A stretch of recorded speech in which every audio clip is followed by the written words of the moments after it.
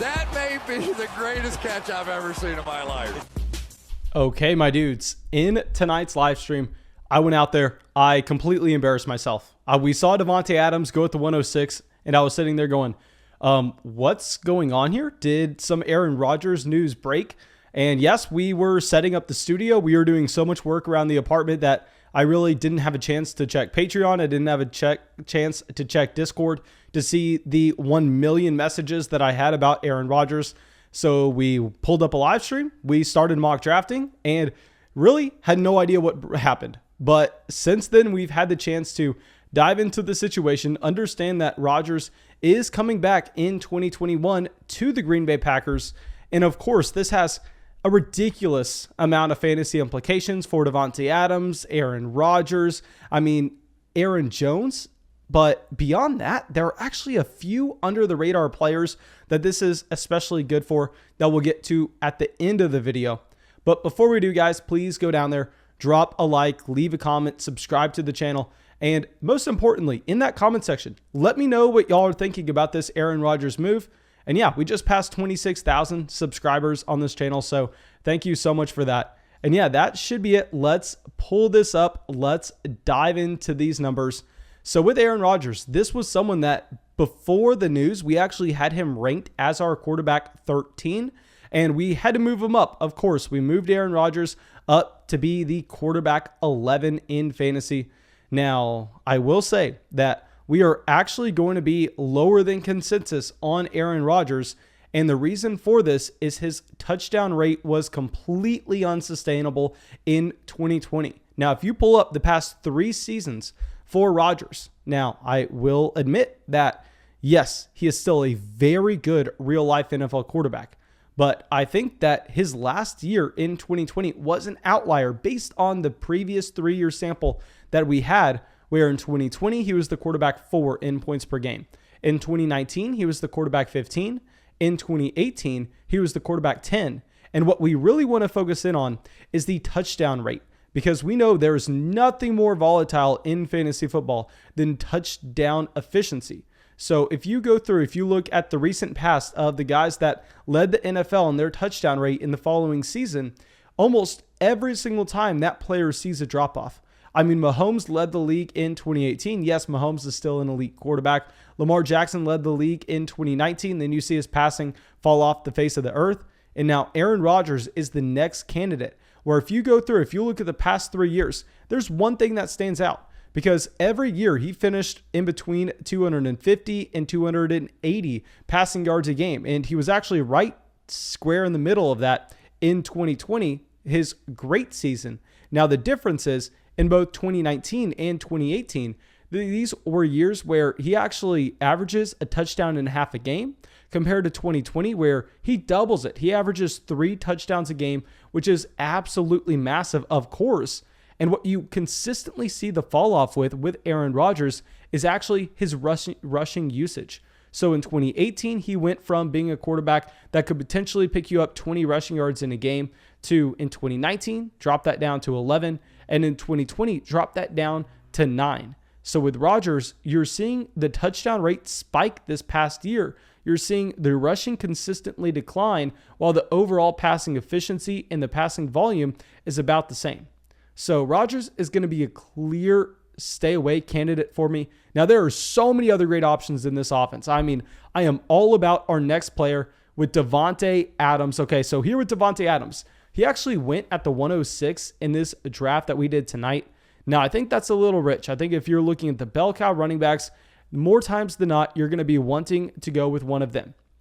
Now, I will go back to the high stakes $1,000 fantasy football draft that we streamed about a month ago, and I will look at all the haters in the comment section telling me that Davante Adams at the 207 was a bad pick because it was too risky. Tell me it's a bad pick now. Tell me it's a bad pick when we chase that upside, because now Davante Adams, who we previously ranked as our wide receiver 4 in fantasy, is now our wide receiver 1. And it is so simple to see why. This is a player that is dominant in every facet of the game. And in 2020, he put up one of the best seasons, if not the best wide receiver season of all time for fantasy football. So I think it's consensus now. Davante Adams is wide receiver 1. You can't have any other take here. Now, if you pull up the past 3 years for Davante Adams, I mean, in 2018, he was the wide receiver 1 in fantasy with almost 22 fantasy points per game. In 2019, he was the wide receiver 6 in fantasy with 18 fantasy points per game. And most importantly, in 2020, he comes out, posts almost 26 fantasy points per game at the wide receiver position. He blows away the field. And what's even more impressive is there's a game in this sample that is kind of skewing it in that Davante Adams left early due to injury. So if you take that out, I mean, Adams looks like an even more dominant wide receiver. And he doesn't just do this with touchdown efficiency. Now, while yes, in 2020, it was unsustainable. Just like Aaron Rodgers, the entire offense got propped up where Adams was actually averaging over a touchdown a game. That's not going to happen again. That's going to scale back down. But what you like to see is you like to see that Davante Adams, close to 100 receiving yards a game last year. You take out the game he left injured. Yes, he was right there. And he's cracked over 10 targets a game every single season. The past 3 years, you chase that volume. That's exactly what you were looking for. So Davante Adams, he's the wide receiver 1 in fantasy. Nobody should have an argument with it. There's literally no other explanation. I mean, if you want to come out, try to tell me Tyreek Hill because he's attached to a better quarterback, well, yes, that is true. At the same time, Tyreek Hill has more target competition with Travis Kelce. I mean, in the case of Davante Adams, his target competition is Robert Tonyan. I mean, Amari Rodgers. That's nothing compared to what Tyreek Hill has in Kansas City with Travis Kelce. Davante Adams also has been an elite asset at the very top of the game for the past 3 years, and really not too many injury concerns with Adams. Now, the question is, where would you be willing to draft him in 2021? Not in terms of the wide receiver rankings, but the overall fantasy rankings. And I think we're most likely going to be moving him up to about the 8th overall pick. I'm definitely going to have to look into that more. While all our rankings over there on Patreon are updated within positions, I've yet to update the overall rankings because I want to make sure that we take a little bit more time to digest this before we get those out. So now let's pull up our next player, which is going to be Aaron Jones. So Aaron Jones, someone that I was actually fading at the beginning of this offseason for a multitude of reasons. And now I think once we get closer to the season, you're going to see this Aaron Jones ADP rise. And it should. I mean, Aaron Jones went way too late over the past month in fantasy football leagues. I mean, especially in our most recent mock draft, which this was after the Aaron Rodgers news. And if you pull it up right now, I mean, you actually had Aaron Jones go at the beginning of the second round. I mean, he almost fell to the middle of the second round. He went at the 205. So, yeah, I mean, the middle of the second round, he went behind Antonio Gibson, Stephon Diggs, DK Metcalf, Tyreek Hill, Najee Harris, Nick Chubb. Now, I will say that I'm completely fine. If you want to go wide receiver, be my guest, take Stephon Diggs, take Tyreek Hill over Aaron Jones. But the problem is someone deciding to go with Najee Harris. The problem is someone deciding to go with Nick Chubb. In a standard format, non-PPR, yes. I mean, go Nick Chubb, go get the guy that is dominant, that's going to be picking up so many rushing yards, could potentially lead the league in rushing yards, but not in a PPR format. I mean, Aaron Jones, we know, is going to be getting a ridiculous amount of usage in the passing game. Now, one problem with Jones is the fact that he is a 26-year-old running back, so of course this is something that you have to keep in the back of your mind. But he just signed that new deal, and that new deal did have a decent amount of guaranteed money. And if you go through, look at him over the past 3 years, I mean, Aaron Jones has been exactly what you wanted to see. I mean, he's someone that's getting an elite usage in the receiving game, and he's also getting touches inside the 10-yard line. I mean, if we go through real quick and we look at Aaron Jones in our draft guide, we have some key numbers that we want to be focusing in on, where he actually goes out and he averages 4.5 targets per game. That is massive and giving him an elite floor and ceiling combination in a highly efficient offense in 2020. And on top of this, what you really like to see with Aaron Jones, and now this is something I'm a little concerned about, we'll get to this in a second, is the fact that he has 38 red zone rush attempts. That is a ridiculous number to combine with the usage in the passing game. And we've talked about this so many times before. We've done deep dive research videos highlighting how this is so important. But the number one and number two things that you're looking for in a running back in a PPR format, You're not looking for raw touches. Raw touches, while yes, it usually shows you what running backs you can target, that's not enough. That's not going to be efficient with what you're searching for. What you're searching for is instead of raw touches, valuable touches. And the two most valuable touches you can get in fantasy are targets and touches inside the red zone. So when you can identify a running back that has both of those roles, i.e. an Aaron Jones, a player like an Alvin Kamara, you go and get that guy. Now, I will say a quick side note. Upcoming, we're going to be talking about DeAndre Swift, Travis Etienne as the next two running backs that are going to be taking over from that 2017 draft class in that mold. But beyond this, I mean, you see Aaron Jones, the running back 5 in 2020. In 2019, Aaron Jones, the running back 4. And he's doing this exactly how you want him to. Now, I will say I'm a little bit concerned about A.J. Dillon. And the reason is, with A.J. Dillon, while yes, Jamal Williams is leaving this offense and he's leaving a ton of touches behind that we can assume that A.J. Dillon is going to eat up. And we don't mind A.J. Dillon going ahead and getting the carries between the 20-yard lines if you're going to be taking that away from Aaron Jones, because the carries between the 20-yard lines, they're not that valuable to begin with.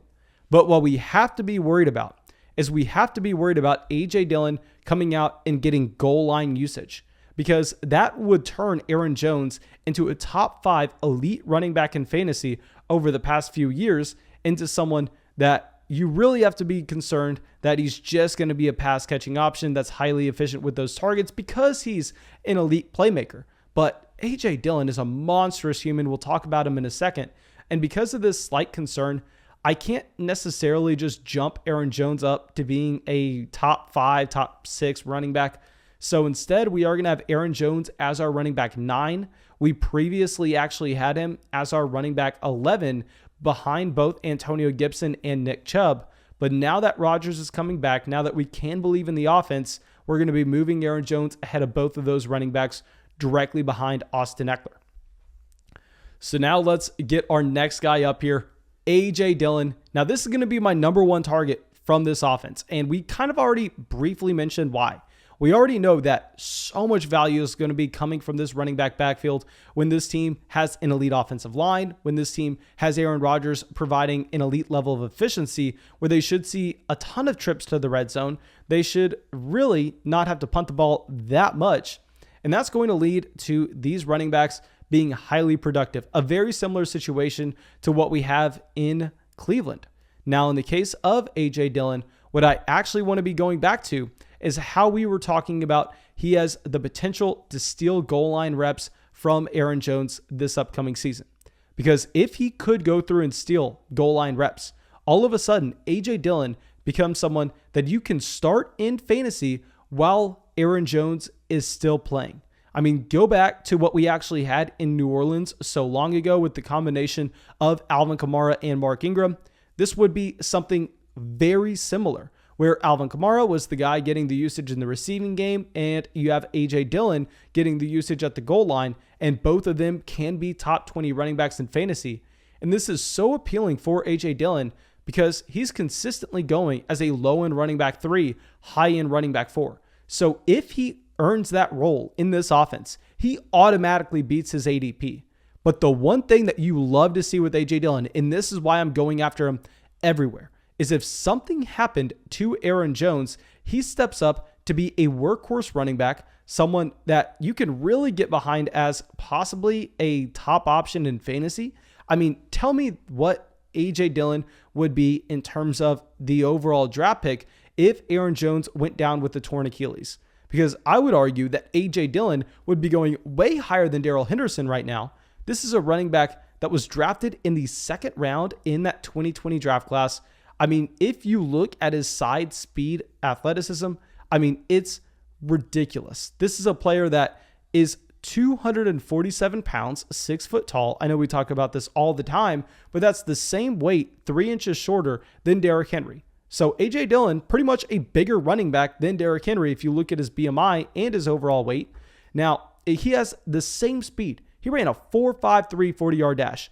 Now, I understand everybody's going to be coming out going, but Mason, he doesn't have the same vision as Derrick Henry. Of course he doesn't have the same vision as Derrick Henry. There's a reason that A.J. Dillon isn't the 3rd running back off the board. Instead, what you have to focus in on with A.J. Dillon is he has access to that upside. He has access. If he hits his 90th percentile outcome, he can be a top 10 running back in fantasy. And that's why you're getting someone that could potentially have a role right away, and you're getting someone that has elite handcuff potential. So our last guy we're going to be talking about here is going to be Robert Tonyan. And so here with Robert Tonyan, I mean, this is a tight end that very similar to Aaron Rodgers, I'm fading. I mean, he actually finished as the tight end 7 last year. And before the Aaron Rodgers news, we had Robert Tonyan ranked as the tight end 14. Since then, yes, we had to move him up. We moved him up 1 tier. We moved him up to the tight end 13. We moved him up only ahead of Evan Ingram. I mean, I can't put him ahead of either Tyler Higbee or Irv Smith Jr. And the reason for this is if you pull up Robert Tonyan right now, you're going to find, well, yes, he was the tight end 7 in points per game. The main reason for this was a touchdown efficiency mark, which doesn't even comprehend to be true. I mean, it's so crazy to think that this is even possible, where Robert Tonyan went out there and he averaged about 3.5 targets per game, and he averaged almost 0.7 touchdowns a game. This means that you're actually finding Robert Tonyan getting like 25% of his targets turned into touchdowns. Now that drastically is going to come down. That should at least get cut in half. And I know you could make the argument that he's potentially going to be seeing more targets in this offense, but at the same time, they actually go out there and they add some weapons. So I believe that Robert Tonyan is going to be going from someone that if you drafted him before this news, you probably got him at a discount.